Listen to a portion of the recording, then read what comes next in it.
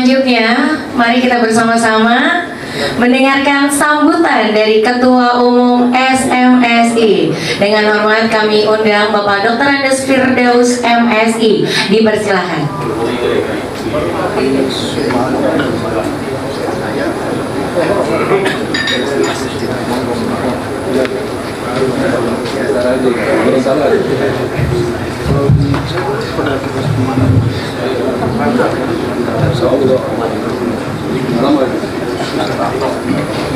Assalamualaikum warahmatullahi wabarakatuh.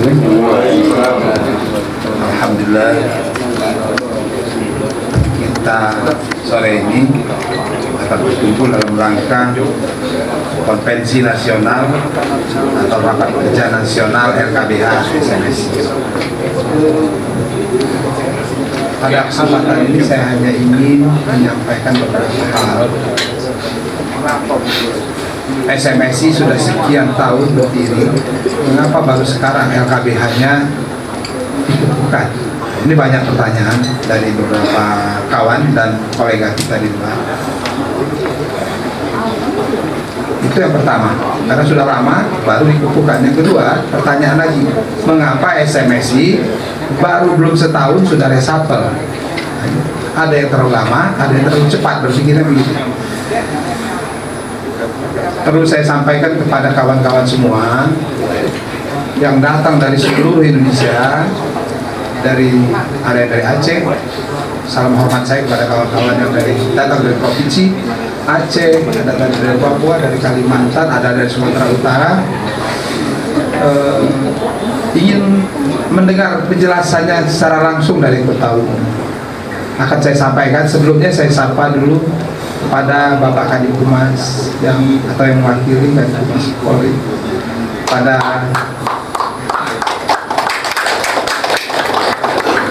Kadis Penat atau yang mewakili Ketua Umum PWI Persatuan Wartawan Indonesia Bapak Zulmansyah, Bapak Dewas, Ketua Dewas DPRI, ini luar biasa, tersanjung beliau hadir hari ini. Ada Bapak Sasongko Tejo, Ketua Dewan Kehormatan yang luar biasa hari ini hadir. Terima kasih Pak Sasongko. Ada Ketua Forum Pemret Masyarakat Cyber Indonesia Pak Yoga. Yang tidak kalah penting ada Pak Kiai yang selalu mendoakan. Tadi dibacanya juga doa saya di botol, dibacanya minum, sudah saya doakan. Terima kasih. Pak Banjar, terima kasih senior yang selalu mengingatkan saya, yang selalu menuntun saya, tak lelah-lelah sering WA saya. Terima kasih. Ada juga rekan-rekan dari Forkabi, ada utusan dari Forkabi, terima kasih hadir.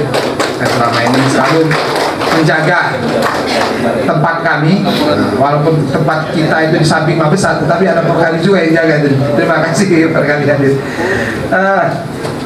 Saya ingin menjelaskan mengapa tadi LKBH baru hari ini. Ternyata untuk menetapkan sebuah keputusan yang keputusan itu berdampak panjang, perlu selalu kita lakukan eksperimen, lantas kita tentukan arah.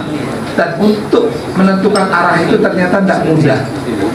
Tidak semudah kita membuat bangunan. Kalau membuat bangunan ada batu, bata, dan pasir, bisa dalam waktu sekian tahun kita bisa buat. Tetapi merakit PC antara SMSI dan LKBH itu butuh waktu, menyamakan gelombang dan menempatkan di mana SMSI dan LKBH, karena ini dua hal yang berbeda. Ini butuh waktu, lantas butuh eksperimen dan butuh pengalaman untuk menyatukannya.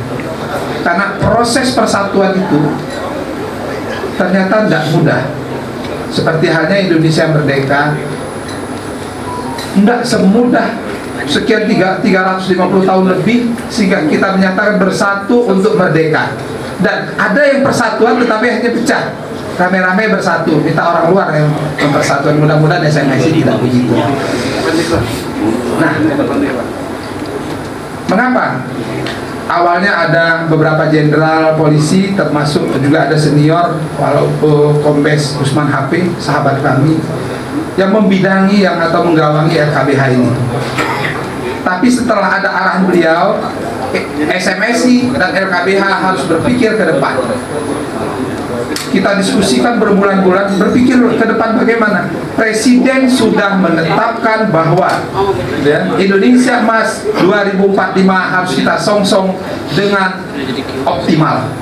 Untuk itu kita harus galang dan konsolidasikan anak-anak muda sekarang. Karena mengapa? 2045 itu kalau hitungannya anak-anak muda yang umur 30 sekarang, berarti kita masih mampu menyongsong Indonesia dengan gagah perkasa. Tetapi kalau RKBH itu diisi para pensiunan, katanya RKBH-nya diisi pensiunan, maka kita akan kalah oleh negara-negara lain. Ini arahan dari Kombes Usman HP. Saya hormat pada beliau lama sekali mendampingi kami sampai ke daerah.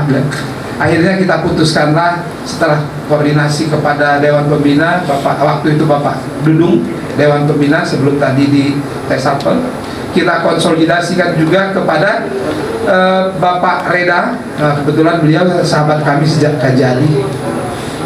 Reda, kita harus songsong masa depan hukum kita. Lantas kita putuskanlah untuk pengurus RKBH itu minimal rata-rata di usia 40 tahun ke atas, 40 tahun ke bawah. Sebaiknya malah 35 tahun ke bawah, sehingga kalaupun satu periode 5 tahun ini beliau anak-anak muda ini bertarung, mereka dapat pengalaman yang luar biasa. Di 2045 mereka sudah unggul di Indonesia dan dunia. Dan syaratnya mereka kelak waktu 5 tahun ke depan harus sudah menjadi S3 dan profesor yang ahli hukum. Dan kebetulan kemarin kita ngobrol juga dengan Pak Dadang.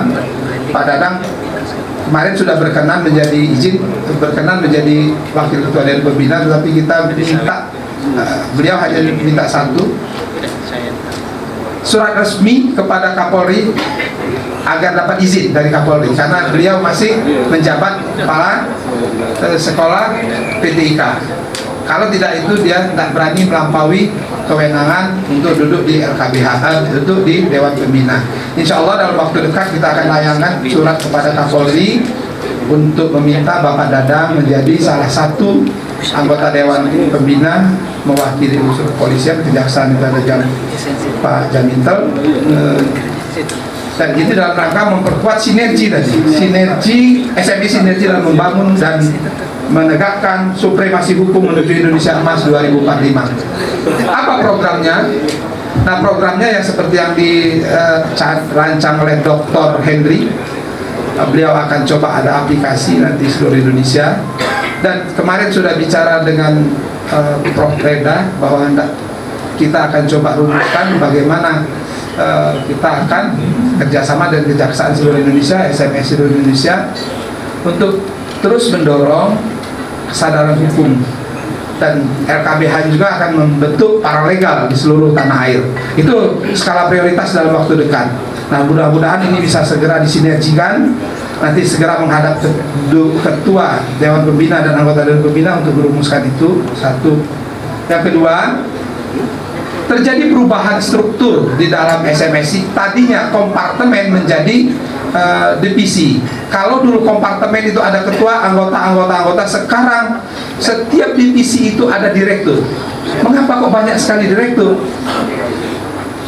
Kalau kompartemen, nah ini kesannya kita bintang-bintang dan Lea di Pejaten, maka kita ganti divisi. Sehingga kalau direktur, setiap direktur itu dapat mengambil kebijakan untuk melaksanakan kegiatan.